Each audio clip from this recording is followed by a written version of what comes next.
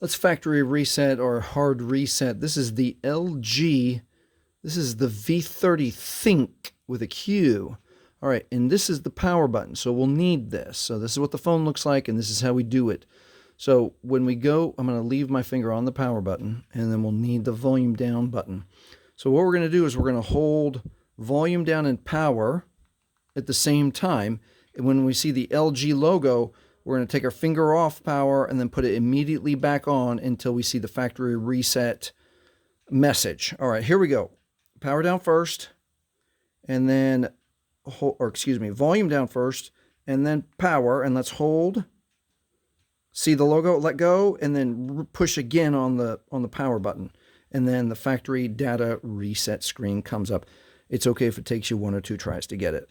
All right, so when you get to the factory data reset screen, we're going to use volume now. Actually, let's see if the touchscreen works. Nope. All right, volume down for yes. We want to delete all user data. And then OK is the power button. Click. One more time, volume down for yes. Delete all user data, reset all settings. Yes, and then again, we're going to push OK for power.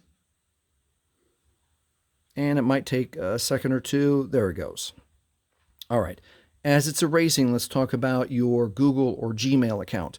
If you've turned this phone on and you've put your Google or Gmail account on here, you will need your Google or Gmail account to log back into the phone, even though we've erased everything, especially if you went into the settings and turned on the Find My Device or Find My Phone security settings. So hopefully this has helped you. Again, this is how to hard reset, factory reset the LG V30 ThinQ.